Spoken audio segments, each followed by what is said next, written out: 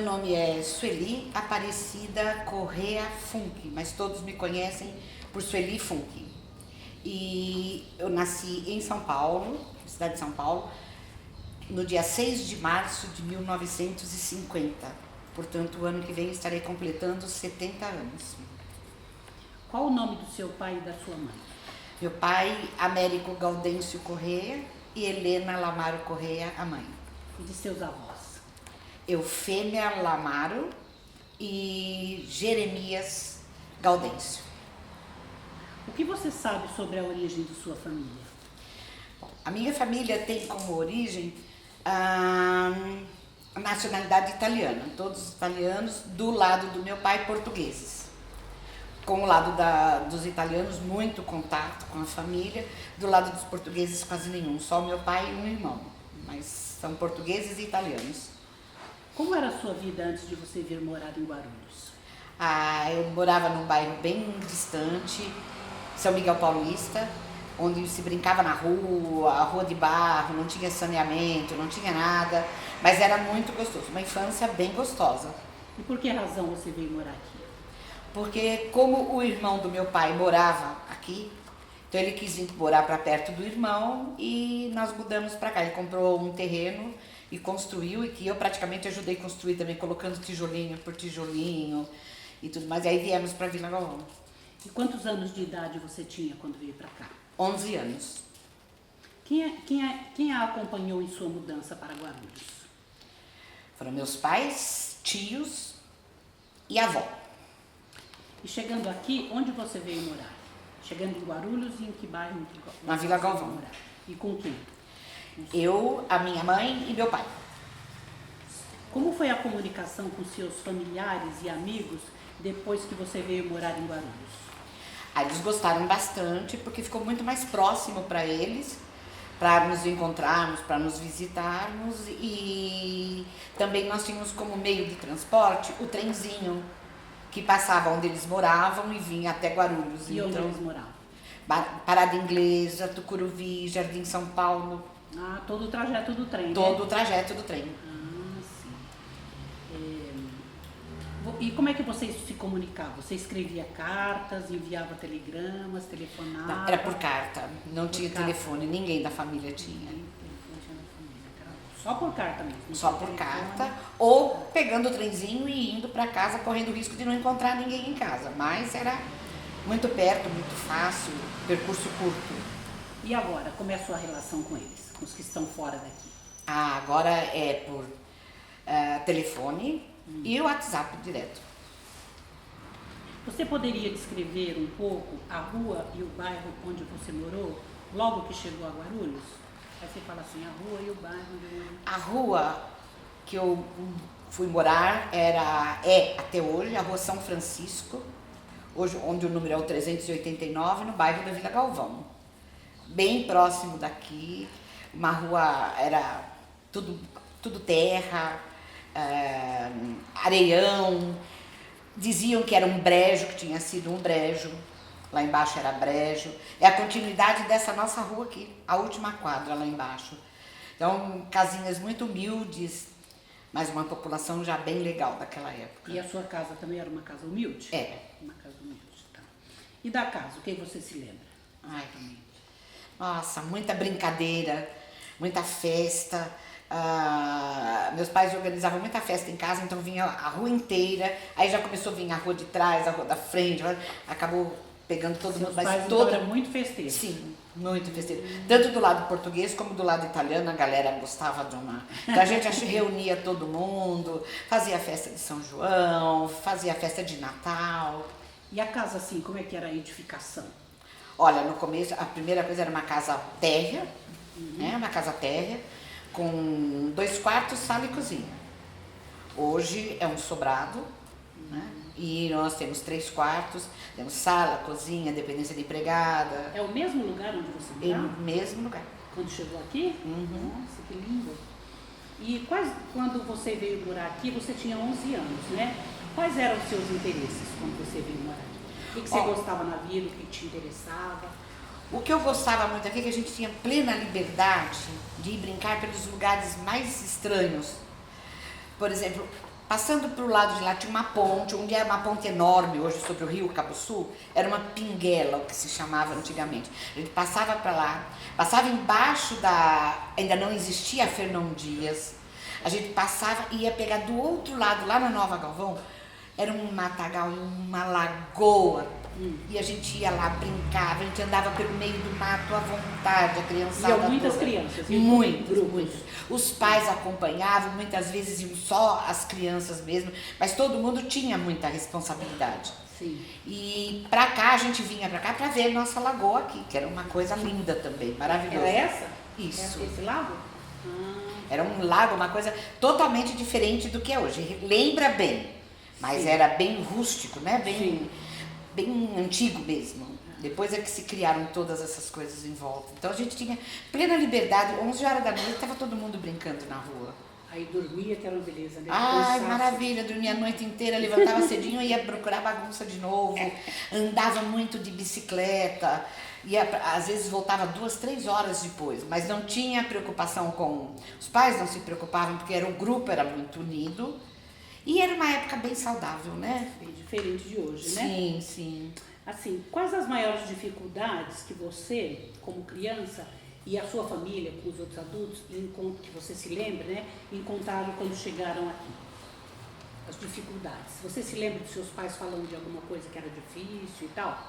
Não me lembro. Não encontrou dificuldades? Não encontrei dificuldades. Não encontrei dificuldade nenhuma, nem eles encontraram. O trabalho do meu pai era muito mais próximo, então ele chegava muito mais cedo em casa. Onde ele trabalhava? Ele trabalhou na Antártica como embalador. Sim. Sabe? Quer dizer, num primeiro momento ele costurava, enchia os sacos de estopa com garrafas de cerveja e ele costurava. Assim era que era distribuída a cerveja. Depois é que vieram as caixas, trabalhou muitos anos, depois saiu de lá, foi para a fábrica, parece que meio Salton, que era a fábrica de vinho. Então a gente brincava e dizia, o cara sai da cerveja e cai no vinho. Os Salton, né? Isso, que era ali na Parada Inglesa. Certo. Então agora, Sueli, vamos falar da sua escolarização, tá? A escola. Quais foram as escolas que você frequentou desde a infância? Na minha infância, eu frequentei o curso primário, na época, chamado 1º ao 4º ano, foi em São Miguel. Eu vim para Vila Galvão com 11 anos, aqui eu fiz o curso de admissão nesse prédio, que funcionava o Colégio Liceu Brasil. Fiz o curso de admissão, depois eu fiz o ginásio, que era a primeira série ginasial, de 1ª a 4ª série ginasial aqui. Então, essa parte foi aqui no Liceu Brasil. E depois eu fui para o Conselheiro Crispiniano, lá em Guarulhos, para fazer curso de formação de professores, o curso normal. E os professores? Algum foi mais marcante para você? Muitos professores foram marcantes na minha vida, tanto no bom sentido, e eu acho que 2 só que me deixaram uma marca negativa, mas eu acabei superando, porque tinha que superar sozinha, a gente não tinha nada de respaldo para implicância de professor, coisas dessa natureza.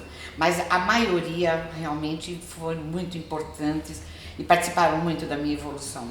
Você pode contar algum caso de algum professor, um caso positivo, que tenha marcado você? Sim. Eu tive um professor, eu acho que a maioria das pessoas vão ouvir esse nome e vão reconhecer, lembrar, o professor Milton Ziller, professor de geografia, e ele me dizia, você tem um potencial muito grande, confia em você e vem aqui na frente. Tudo que ele queria que alguém explicasse para ele, olhando no mapa e explicasse toda aquela situação, a vegetação, o clima, ele pedia para que eu viesse explicar e dizia, você vai dar uma excelente professora. Então ele dizia, vamos chamar a professorinha para vir aqui explicar. Depois disso foi o professor de português, João Roberto. O professor Teódulo também foi uma pessoa de uma influência muito grande, que numa fase difícil da minha vida, o colégio era particular, eu vim avisar que eu ia desistir, e ele falou, não, o dia que você puder, você paga as mensalidades atrasadas, mas você continua, porque você é uma aluna exemplar. Aquilo me deixou muito feliz. E me marcou muito esses professores que sempre me estimularam muito a... E a derradeira mesmo, professora de português, Maria Helena, que eu estava na 2ª série ginasial, e ela me chamou e disse, eu sou professora do primário, na escola Cirene de Oliveira Laete, e eu vou faltar hoje. E lá não tem ninguém para ficar com essa sala. Eu gostaria que você fosse no meu lugar e dissesse que foi me substituir. Eu olhei para ela e falei, você está ficando louca? Como que eu vou enfrentar uma sala de aula? Ela falou, do mesmo jeito que você expõe os seus trabalhos aqui, a leitura dos livros que você faz. E ali eu comecei a dar aula, eu estava na 2ª série ginasial e não parei até aposentar. E depois de formar, você teve dificuldade para se colocar no mercado de trabalho? Não tive dificuldade para entrar no mercado de trabalho, que eu me inscrevi na Escola José Alves de Cerqueira César, que era aqui no Lago, né? Já bem mais estruturado, já não era aquela coisa rudimentar como estava antes na minha infância, né? E muito gostoso o local, e eu comecei a substituir, dando aula para quando faltava professores. E eu, por gostar demais, ou porque eu sei se eu era diferente das outras, quando não faltava ninguém, eu entrava nas salas de aula para aprender como é que se alfabetizava, como se ensinar a fazer uma conta de dividir, por exemplo. E nesse Cerqueira César, eu fiquei alguns anos como substituta. No primeiro concurso público estadual que eu fiz, eu passei e consegui escolher a última vaga que tinha no Cerqueira. Então eu comecei como substituta, me efetivei no Cerqueira e me aposentei no Cerqueira, já lá em cima, na Avenida São Luís, já não mais no Lago. Onde é até hoje. Onde é até hoje. Bom, muita coisa mudou no mundo desde a sua infância e juventude? Muita. Você poderia dar um exemplo?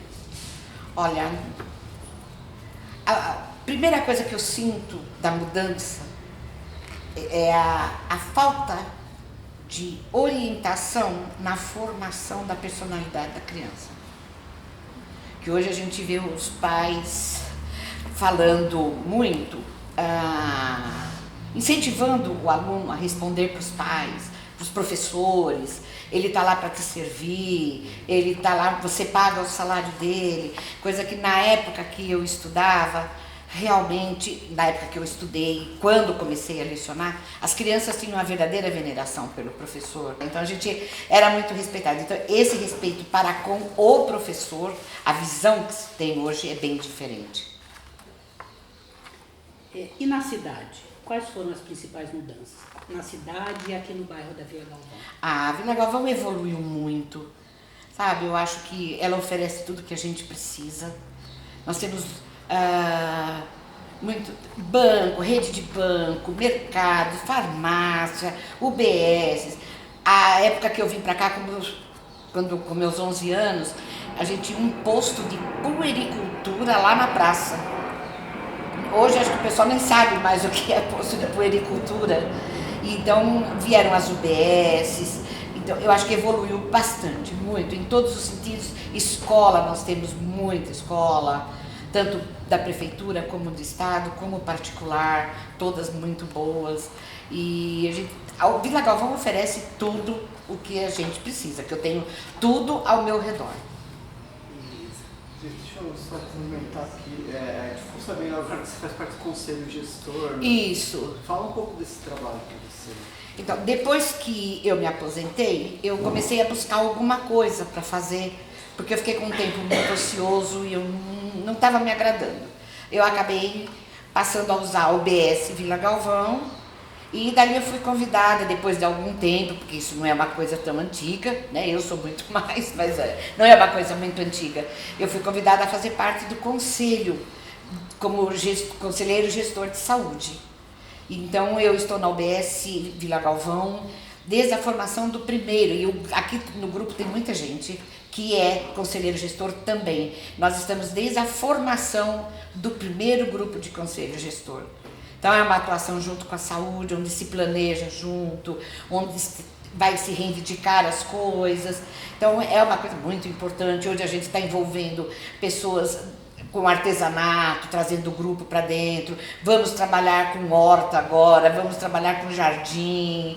A gente já está assim muito empolgado com isso, porque além de gente, eu me sinto útil, me envolvendo, mas você traz a população para junto também, principalmente aquela população que fica meio de lado, né? Já mais idosinho, já mais... Então isso para mim é muito importante. Então você continua trabalhando. Continuo trabalhando, faço parte do Conselho Gestor da UBS Vila Galvão, da Central Odontológica da Vila Galvão e da Regional de Cantareira de Guarulhos. Como está a sua família atualmente? Com quem você mora? Ora, eu moro com meu marido e minha filha, e tenho meu filho casado, que vem sempre nos visitar, mas dentro do nosso lar, realmente hoje é composto de 3 pessoas. E além do trabalho, desse trabalho que você desenvolve todo com a comunidade, ajudando as pessoas e dando sentido à vida delas e à sua também, o que você gosta de fazer?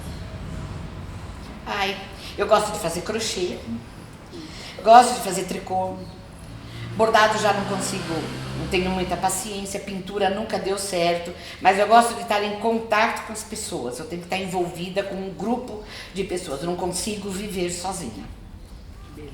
E aqui na Vila Galvão, ainda hoje eu disse para alguém aqui que se eu, qualquer ponto aqui dessa vila que eu cair, vai passar alguém que me conhece e sabe onde eu moro. É impressionante, graças a Deus, né? Então, e depois de toda essa narrativa dessa vida tão rica, qual que é hoje o seu maior sonho?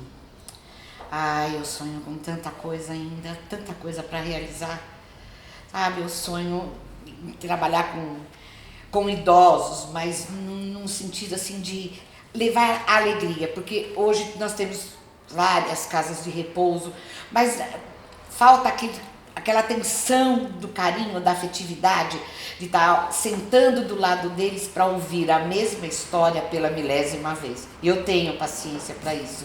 Então eu tenho vontade de levar alguém que toque violão, eu tenho vontade de levar alguém que vai, vamos lembrar aqueles passos antigos, aquelas valsas, aquelas coisas, isso me encanta, eu ainda tenho que realizar esse sonho antes de morrer. Que coisa linda.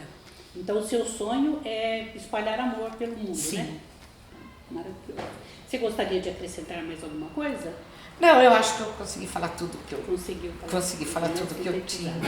E o que você achou de contar um pouco da sua história? Muito gratificante, muito bom contar, porque me remeteu a um passado muito gostoso, do qual eu tenho assim muito orgulho, sabe? Então eu voltei lá atrás um monte de vezes, fui buscar álbum para ver se tinha alguma coisa, consegui trazer a foto da formatura da turma do Liceu Brasil, na porta da igreja São Pedro, aonde a gente fez essa foto com todos os alunos, né? Foi a formatura de 4 ou 5 quartas séries.